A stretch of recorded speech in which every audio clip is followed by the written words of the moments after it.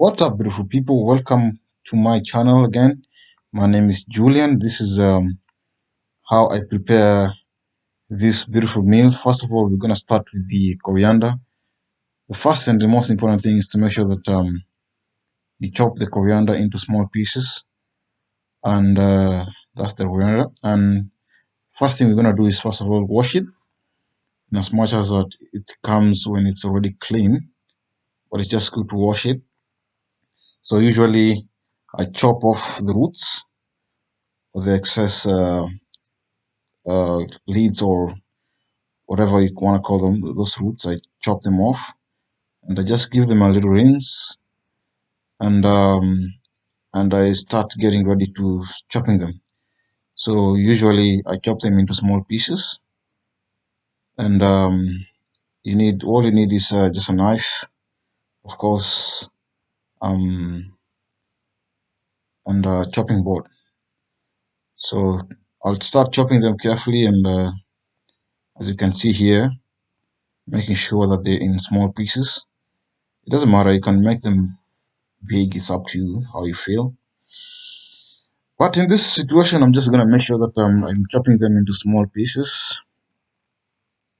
So what we need here is few things. So you need tomatoes. So I'm done with the chopping off the coriander, and then I put them in a separate bowl just to make sure that they're ready. Usually I do this first before I start frying the onions and the rest of the other stuff. Anyway, so the second thing I'm gonna chop is chili. Usually I put three. Um, they're quite hot for me, so three is a little bit moderate or mild, and chop them into small pieces. Once you finish chopping them into small pieces, like I'm doing now, just to make sure that you don't chop off your fingers as well, and make sure that you don't touch your nose or eyes. And then I'm gonna mix this chili into the coriander. That's where I'll put them last after preparing my meal. So I use this pot and start the fire, and then get the fire. It's an old stove, so sometimes it takes time to start, but here we go. And then after this, I put the pot on the stove, and I get ready. Look, usually I prefer not to put too much oil, as I don't want to be bogus, and give it a few minutes. I was just trying to do something here, making sure that the camera is focusing on the pot so that you can see how the process takes. So technically, this process takes should take less than 10 minutes really, depending on how fast you are. So that's my oil, and I prefer using the olive oil. Some people like the vegetable oil, but either oil can work. And because of experience, I don't need to measure it with any cup. So I just pour a little bit, and I'm good to go. All right. I think from here I can start just explaining to you guys how it works. Um, Before I did this, I remembered I needed to chop my uh, onions. So I usually buy onions, fresh onions, and then I chop them. But today I was feeling a little bit lazy. I just bought paste, tomato paste. But I have organic onions, which I'm gonna chop in a few. And that's the one onion. I usually use one because I'm just making a small meal, and I don't want to make it so big. So another trick is before you start chopping off your onions, you just make sure that you chop both sides, and then you take off the skin as usual, as how you do it, and then make sure that you don't cry or the onions doesn't go to your eyes. I usually rinse them. So after chopping into half, I will rinse them as below, so that we don't start crying, just like that. and put it on the side. I don't know, for some reason that trick works for me. Every time I'm chopping my onions, I make sure that I wash them like that, and then they don't go into my eyes. And I try to be as quick as possible so that I don't, because I hate the feeling of the onion going into your eyes and start crying. So yep, so this is how we do it. So chop them into small pieces, as small as possible for me, so that they can cook quickly. As you can see now, my pot, I think, is almost getting ready. The oil is almost getting ready, and that's it. I'm done, and I'm gonna put them straight into the cooking pot, or sufuria, how we call them in East Africa, in my language, Swahili. I don't know how you call it in your language. You can let me know. We call the pot cooking pot Swahili, and we call this mwiko. So this mwiko is usually for stirring it, and I usually prefer the wooden one rather than the metal one, as they're gonna be scratching the pot, and you don't want that to happen. So just make sure that they're level down like that, and just make sure you stir it until they come a little bit light brown, and give them a few minutes to cook. In the meantime, we have this guy over here, tomato paste, which is the shortcut of tomatoes. In the first world countries, we have this kind of stuff. They make us lazy to buy the real tomatoes. And then after the onion gets ready, I'm gonna jump in and put them into the pot, both of them. But I have something to show you guys that I usually use to spice up the process. And this one is called the Royco cube, or the spice itself. So this guy, if you're from East Africa, if you're from Kenya, you will understand what this thing does. And this thing has been, so this guy is called Royco. It's actually just a beef taste, or beef or organic, or beef. It's like a cubic, I don't know what's the best way to use it, but it's like they call it choosy mix. So it's a beef taste. Or rather, I can use this one, which is, I think, is West African. It's called Magi. It's almost the same thing, but just different taste. But I prefer both sometimes. I use both at the same time. So I only use two, and they give it a little bit of a kick. And because I'm not a big fan of meat, it just lies to me that there's meat in it, and it tastes really nice with this guy. So stir it a little bit more. So I think from here we can see it's starting to change color.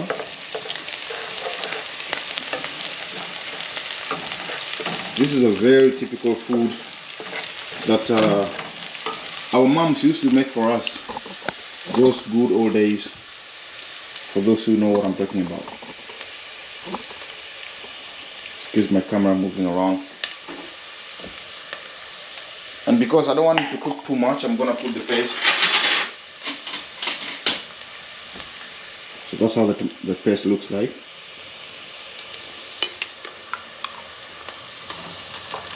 I usually put 2 spoons.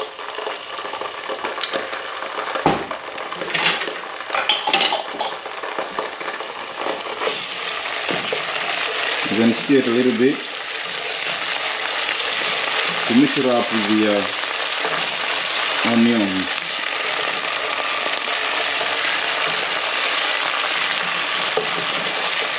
After that, I've realized that the heat is too much, so I'm going to just reduce it a little bit. I think you can feel the smell already. And then I'm going to put our magic garlic.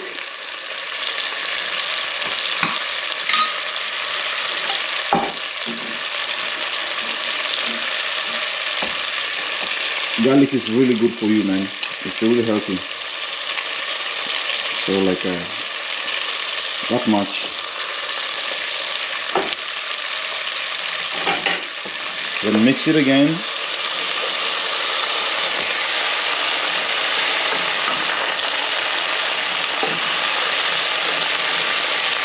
then after that,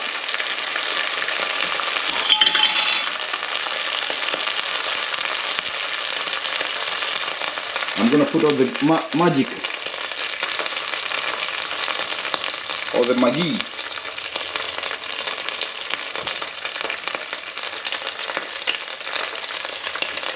Try this recipe, guys. It's one of the best. Some people eat it with the. I've seen some people having it with rice. I preferably not have it with rice. I'll definitely have it with the sembe or ugali. That's ugali there on the photo, if you can see it. It's basically white corn flour with a mixture of hot water, and that's it. As you can see now, our mixture is getting very ready, and now I'm gonna put this in. This is coriander and chili pepper, because I love my food with chili, not really hot. It just gives it a little bit of a kick. You can already see how it looks already fresh. But then there's one more thing that needs to go in there. You remember it? Yes, you do. So I was lazy today to cut them. Usually we buy it fresh and then cut it, but now Coles is making it easy for us. I mean, they've chopped them so big. Usually we cut them very small, tiny. Then I'll just wash them. Excuse my kitchen is in a mess today after this. So that's how kale looks like. If you've never had kale, cooked kale before. So most people here use it as how do you call it, salad. But for us, this is a cookable meal. So just get this a little bit more.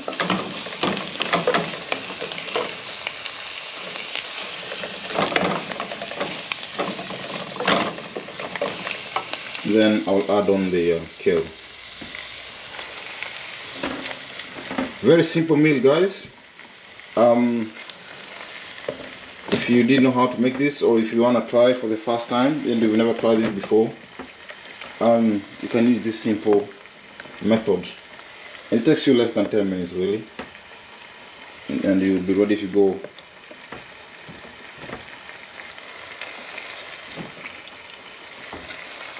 So what happens, as you see it like this, it looks like it's a lot, but then after some time it's gonna sink. It's gonna, cream into small, so it's not quite a lot.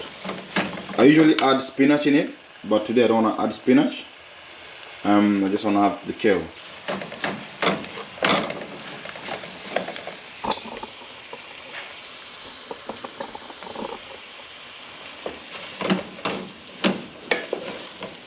Thank you to my cameraman. So usually if you get a stick like this, you just take it out.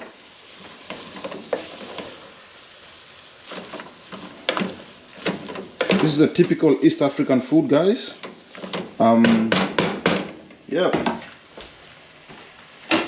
And then you put a lid on it, just for it to cook a little bit. And then after that, I'm gonna make my special ugali or ugali. All right, folks. As we're waiting for our Sukuma to get ready, we got this guy here. It's called the ugali. As you can see, it's written Pride of African Food, or Pride of Africa Food. I don't know if you guys can see it clearly. There you go. That's it. It's super meal, and it's 5 kilos, which I'm a little bit slow with it because I don't cook it every day. It's a little bit special for me, and I'm gonna make that. That's ugali. And as you can see, it says here that it's going to expire in 2 months or 1 month from now. It is almost May, but we can use it after, so it doesn't matter. And so for me to make it easy for you guys, it's I always have a cup in it. So that's the cup of flour. It's basically corn flour if you don't know what it is. And if maybe you've never tried it before, but I'm sure if you've seen it, you understand what I'm talking about. So usually I boil water first to quicken the process of the water getting warm or getting boiling. And then I will jump on the mill. Alright, now you've noticed now that the sukuma has gone down. You remember how full it was almost around here, but now it's shrunk a little bit. It's gone down completely. So these sticks, usually I take them out, but if you want to chew them, you can. It's up to you. And you know, that's how it looks like. Very delicious, guys. Very delicious. Especially if you put beef. If you're not vegetarian, if you put beef in it, oh my god, you're gonna be enjoying it. So I'm gonna go ahead and add some salt. And usually, like back home, our moms used to measure salt by just sprinkling a little bit. You don't need a spoon because you used to. So that's exactly enough. Remember, don't eat too much salt. It's not good for you. Yeah, that's it. And I think it's ready now. I don't want to overcook it because sometimes once you overcook it, it comes up with a different taste. So I think that's enough. So I'll put it on the side and put a lid on it to calm down. The water will be boiling. I will be getting, while the water is boiling, I'll be getting a second pot to start cooking the ugali. Sorry for the noise.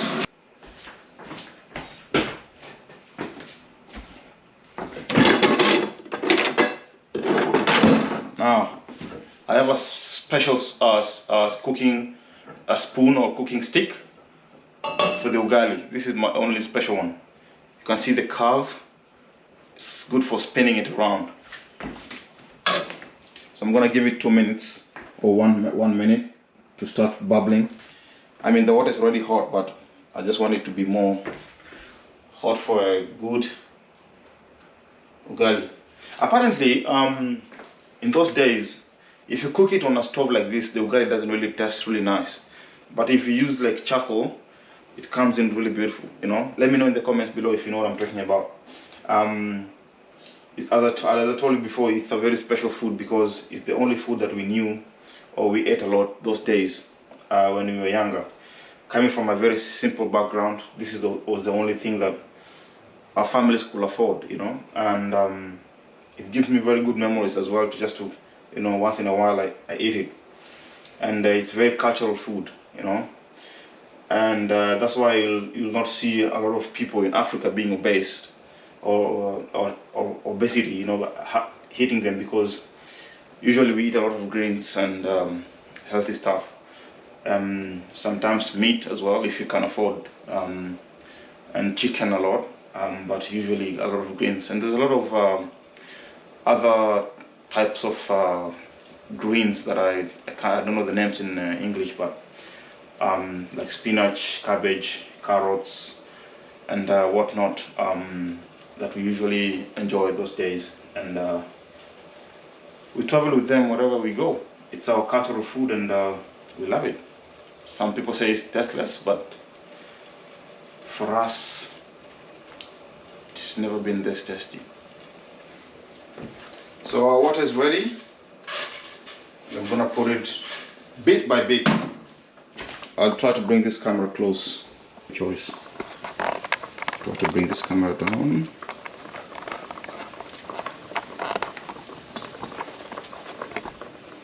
As you can see, it's starting to cook up, and my job is to start spinning it around. Okay, spinning it around and making sure that all the flour is mixing up together until it becomes hard like a ball.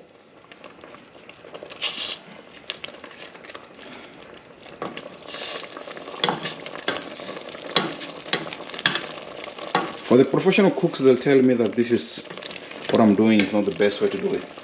But the ones, people who know how to cook it, will be like, ah, Julian, you don't know how to cook ugali. But I can tell you, my ugali is one of the best. Let me know if you live around me. I can invite you for one day. We can have it.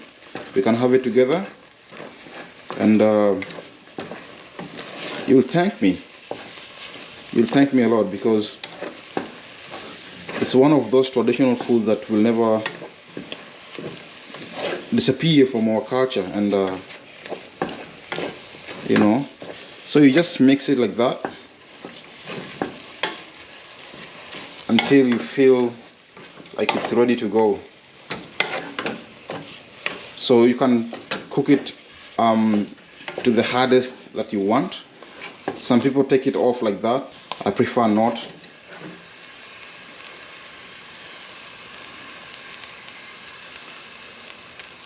I prefer cooking it until I feel like it's if you throw it on the wall, it bounces back to you, if it can. But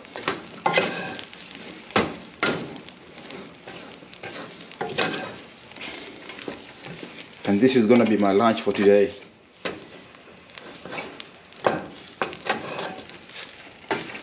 So one thing that I can tell you, if you're in school, don't you dare have this, because it's very heavy, and if you have like a mathematics or double science lesson in the evening, you'll be very sleepy.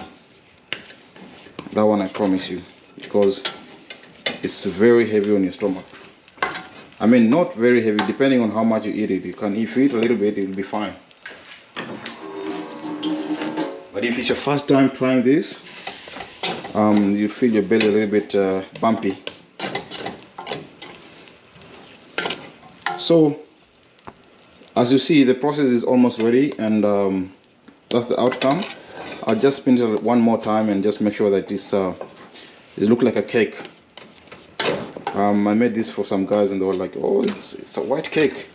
I told them, "Yep, it is white cake." And then they tried it. They were like, "Oh, there's no sugar in it." I was like, "Yep, that's why it's white." But then we had a laugh about it, and then I told them, "Look, this is not white cake. This is called ugali. It's a typical East South African food, and we don't eat cakes there. We eat ugali." And that's it. Ready?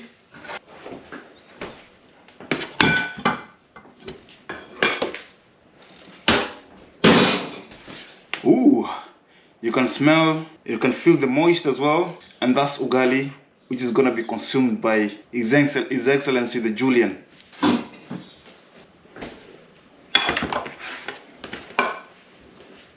And there is your final outcome.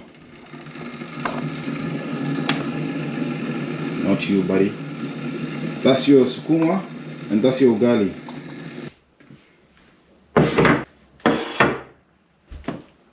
Oh yes. Alright guys, so this is the final outcome, which typically back home you take off your shirt, but because of the weather, I'll be keeping my shirt on with me and enjoy this special meal, which has been prepared by King Julian himself, and I will tell you how it tastes like. This reminds me of a beautiful village in Africa, and I don't know how to tell you the taste, guys. It's oh my god, amazing, beautiful. I can actually feel it hitting my veins, and the more it goes down into my cavity, it has like a special communication with my stomach, giving my abdomen a sense of a kick. And let me tell you what the chili does. Chili actually gives you like an appetite, and it gives you the aggressiveness of eating more food which is more healthy to you. And I know some of you are wondering, why are you not having it with the fork and spoon? I'll tell you why. Number one, it doesn't feel natural when you have it without.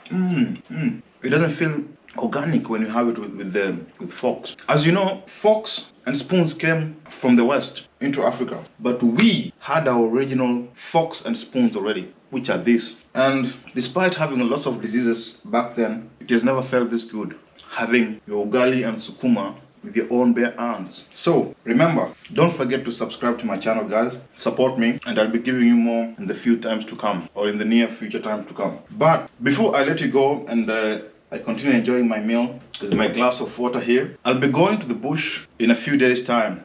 I'll be going to live in the bush for a couple of days, alone in the wild. Stay tuned for that video. It's gonna be popping up soon, and I'll show you how we enjoy our lives in the bush, in the middle of nowhere in Australia. Thank you so much for those who have subscribed to my channel.